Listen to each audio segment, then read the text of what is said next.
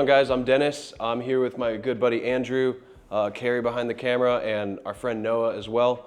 Today we're going to be setting up a cinematic interview. Our goal is to kind of be able to shoot and actually expose for the exterior, like outside, if you could pan over.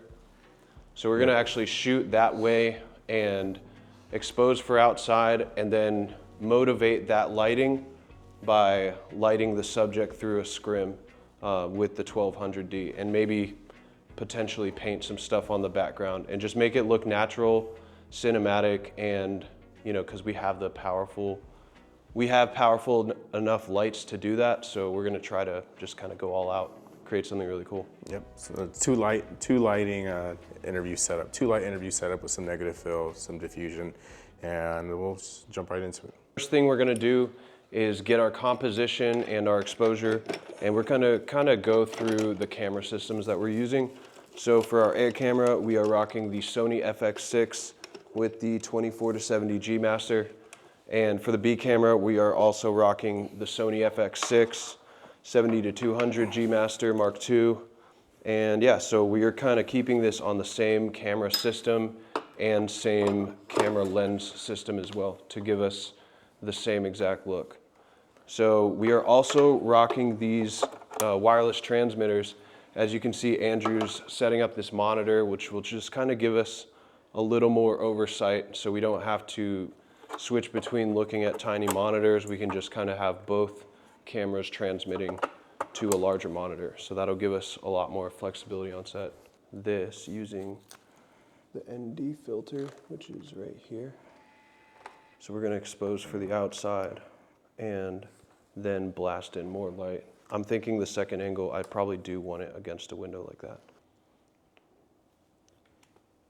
Cool. Let's turn the monitor on. This one's twice as powerful, 1200D. Dude, that one is extra bright. So this one will be insanely bright, like ridiculous, like bright as the sun. So I think I forgot my power cord for this. These are the Hollyland Mars 4K transmitters. The latency is pretty low on it, so you can't really tell like if there is any latency. But the way I mount them on my Sumo right now is I use these magic arms, and then I mount them onto the side until I can get like a frame for the Sumo, because everything that you need is crazy expensive because you need it. I'll get the batteries, then we should be good. Oh. All right. And then this will go battery in, and then one is going to use the SDI because you have, what monitor do you have again? I have the port keys. So my Ninja has HDMI out, so it allows me to use this SDI in. And then we're gonna do, I've never like crossed. This HDMI in, so I plug it in here? Yeah. Where that window is? Or like in between both those windows? I was thinking like, if we were to use the couch, we have it flat here and then wide angle here, so it's symmetrical, and then you can expose for the windows. And then you could have a tight shot, like either facing this way or that way, so that way you can get the background like exposed. I'm cool with that either, and I thought about that, but the only thing is motivating that light will be hard, because if it's right behind them. I don't think you have to worry too much about motivated lighting, because the light is so intense that you're gonna be exposing the light on the outside. So we don't have like a dim setting, so where you can be able to have a ton of motivated lighting. Do you see what I mean though? Like big windows. If the couch is right here and I'm sitting facing this way, then I wouldn't be bright unless there were windows over here, and we can maybe imagine that they're, you know what I mean?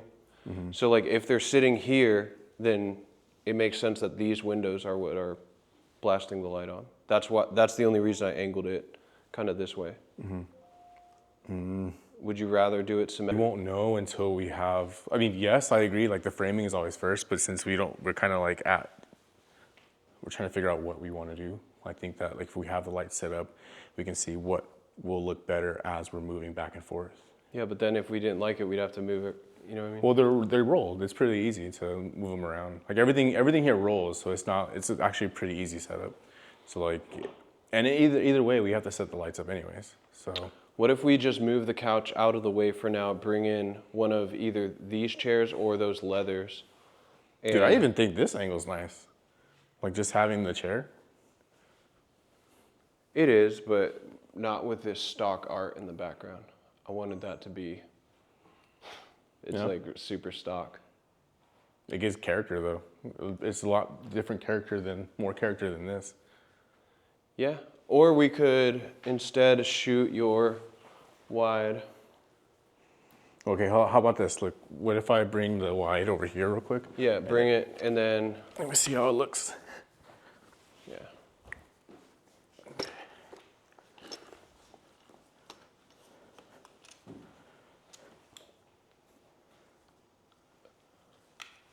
Look, I'm not mad at it. I wanted one of the windows in the shot, at least one. Yeah, if not makes two. sense. Yeah, I get that. Like I don't hate that. And then that's what I mean is if we have. Well, yeah, we could just make the camera lower, but my side angle could be like here, kind of shooting. We would just need to bring the chair forward, I think, move the camera back.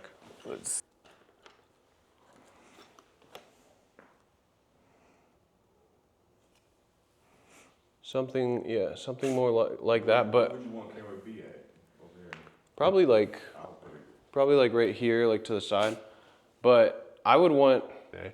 And then we can get like this set up with everything that we want, and then like we see how it looks, and then we can switch it, and then see what other angles we got. Because like we do have plenty of time, and I think that I'm all for it, but because we have a bigger space, there's no reason for us to be pushed up this much against the back. I think we can back the camera up, scoot that chair forward, and we'll move this stuff to the side as needed. But yeah, this is pretty nice.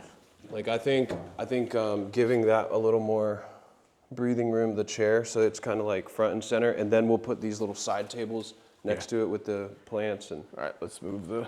I guess we should move this ottoman. You want to tag team on this real quick? yeah. Or something? Yeah. I guess we'll move it back to that corner. This couch does just kind of slide pretty easy. This is a lot more time than you'll get on a normal shoot. That's true. Yeah, Because usually you show up to a client's place and there's like. and they're like, hey, 30 minutes. We need to have this done. So Yeah. set up. Let's quick. move it forward. Should we just drag? Oh, never mind. Oh yeah, because this one's the same as that. Yeah, let's use that one. I didn't even notice that one. And you can turn those lamps on. I have extension cords. In the shot, let's girth max our plants. Plant maxing. So like all these fake plants in here, I want them in the scene somehow, if they make sense. You say eggplants? So, sorry, hold on. Composition. Yeah. So, all right. So we are finally set with our composition. So we ended up moving the couch over here to this side of the room, and we wanted to both get these windows in frame, so then that way we can expose for the windows. So what we did was we set our composition to be as symmetrical as possible. Once the camera comes over here, you'll probably notice that everything inside the frame is as symmetrical as we were able to make it. We have these two plants here, chair right in the middle, plants on the sides. Everything on the back is symmetrical except for this lamp that's going to be turned on later. And we have our second angle that's going to be shooting on his left side. So when we start working through composure, we can see how Dennis is going to set up that lighting as well. All right, so now that we got our framing, the next step was to expose for the background. So we've actually exposed, you can see here on the monitor or here on this monitor, that we've exposed for outside. So we put our ND filters on, since we're using the same camera, same type of lenses, we were able to put our NDs and white balance to the same strengths. And as you can see now, the only thing that we see is outside. Everything else is completely dark, and that's where we're going to start really crafting our lighting, setting it up, relighting our subject. That way it kind of gives us a more dynamically lit interview shot, and we're able to kind of get everything in proper exposure. Yeah, And next we'll just jump straight in. Next we'll jump straight into lighting and bringing all the light in, because we're gonna need a lot of punchy light because it's really dark. And we'll move on to that next step. Okay, so for the lighting, what we're gonna be doing is we're gonna be using our Aperture 1200D, which is right behind you over here. And then we have this on the Hollywood Matthews stand, forgot the exact terminology for it. And then we're gonna be shooting this through an 8x8 scrim, and that scrim is gonna Basically be like a white sheet. white sheet. We'll show you guys how that's set up quickly. And then we're using a Kupo Junior stand over here, and we're gonna be setting up our 300X and booming it right over him and giving him a hair light coming this direction, so that way it looks like that light is so strong it's pushing through, even though we're able to expose it with the 1200D. And let's get it all set up. There we go. So make sure when you're purchasing these scrims or 8x8 or 6x6 or 4x4, you purchase the frame and then also the fabric that you're gonna need. Cool, this goes this way. We just need that one little piece, right? Yeah. And then you can attach it. Show me. Oh, we need don't that need one. the middle piece? Yeah, we do. I'll get it. So, there you go, you can clip that in. I'll get the fabric real quick. So, okay. And then, because it's Velcro, it's so easy to just layer on here. So that we don't get your fabric dirty. What's up? Yeah. Let me know when you're on your way. Okay, bye. Okay, so cool. So then now we're gonna need these clamps that we have over here. Can you bring 2 rolling C-stands? Okay. And then I believe we need 2 knuckles. I'm pretty sure I brought 2 knuckles. Yeah, I have the knuckles over here. So we just need the 2 rolling stands. So here's the knuckle. Here's another C-stand pole. Here we go. So when you're also buying this 8x8 scrim, make sure you get this clamp that you can find on B&H. This works perfectly with a C-stand and a knuckle, so then that way you can roll your scrim around with ease. Really, really handy. Okay, so then we'll put the knuckles on top of the C-stands, and then we'll roll the C-stands onto the other side. Do you lock the wheels or not yet? Not yet, not until we get the scrim together. And then you just tighten. Yeah, you just tighten.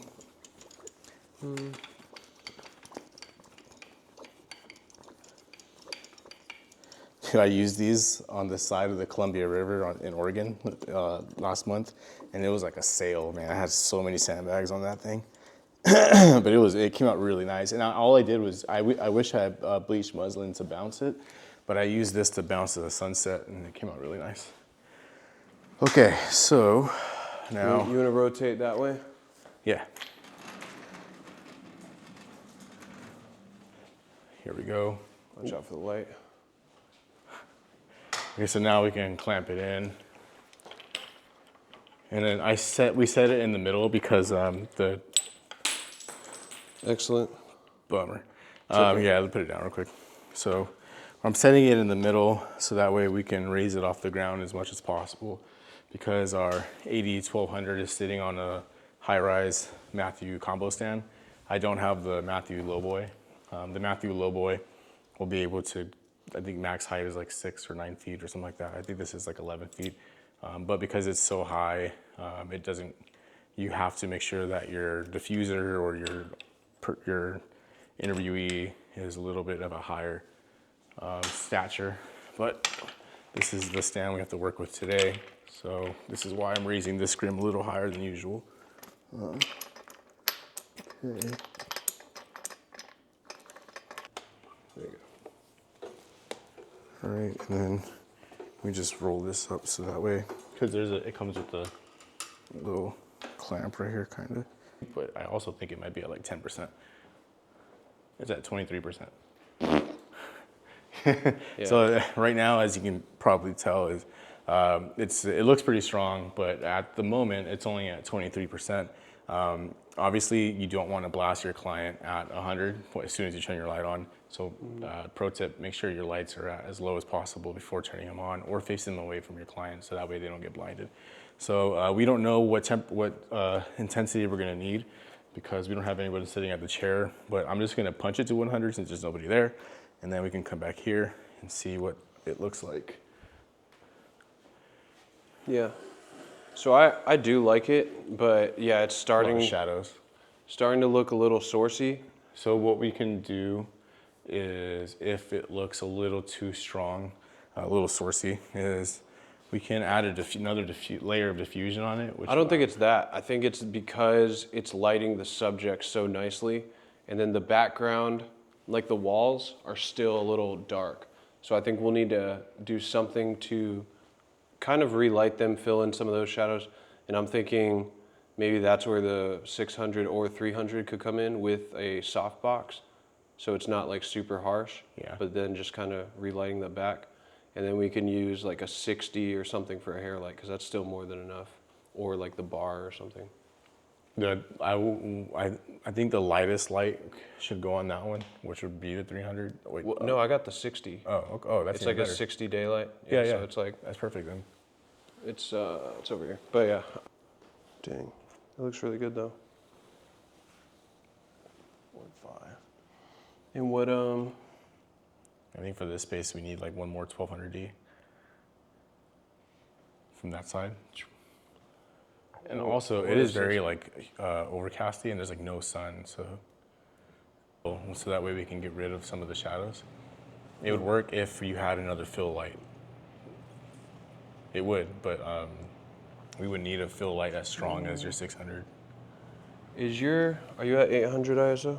I'm at 1000. It's 800. And then I mean, dude, I think that looks good. yeah, dude, How does your angle look? I think it looks good. Is this in frame? Yes, it is. If you scoot it forward this way, it's out of frame, as far as I can see. It's really high though. But yeah, what I was saying, like, if we are committing to showing his whole body in frame, it's weird if like you could see everything but his feet. Yeah. Like that, like his feet are just cut off, you know? But you have to remember, like, she's a female too, so like Yeah, she'll probably be in frame. But yeah, she'll probably be in because she's a little smaller. true. All right, so just to pick up from where we left off, we ended up setting up this 8x8 scrim here, but we shot the 1200D through a reflector, which was a little too harsh. There was way too many shadows on the back wall over here. So we put this diffuser on there, so now it's double diffusion. A little soft. And to combat the shadows that we had all over the back of the wall, we're bouncing this 600. I think right here is a 650, we're bouncing it at a warmer Kelvin temperature, and we're just filling in a lot of these shadows while still allowing these practical lights to have that soft glow. And then we have the 300D Mark II, kind of giving her a nice hair light, lighting her from behind. And then do you want to walk through the audio? Yeah, so the audio that we're going to be using today is the NTG3, and we boomed the NTG3 over to her, and we're shooting the XLR directly into camera, and then we'll be able to monitor the audio feed on camera as well. But usually the FX6's audio interface is on auto is pretty solid. Like, since most of the time I don't have to monitor it. And other than that, we have our monitor set up with our transmitter, so you can see that on that as well. So we can switch between two cameras to make sure our composure is good. But I think it was a really good setup. It looks awesome. Yeah, I'll switch it. So this is the main angle, and then that is the secondary angle. Looks really good. She gives like Addams Family vibes. So our talents here, and then what we're doing today is we're doing a quick professionals in the DC area. Amy is an aesthetic master esthetician over in Washington, DC, or Arlington, Virginia. And then I shot with her, I think maybe 4 or 5 years ago, and I'll show you what the video how that video looked versus now. And that's really what I wanted to do today, as well as hook Amy up with some awesome content. And that's pretty much it from my end. Yeah. Yeah, I think we're ready to start rolling. We're ready to start rolling. Yep. Okay. Watching my clients make the huge change into confidence from when they first came in to hearing them just talk about how much better they feel, how they don't feel like they have to wear makeup, helping people get ready for their wedding days. Like it actually does make me cry sometimes. Like it is just really rewarding because I want people to feel the best versions of themselves because once again, I know what it feels like to not feel like that.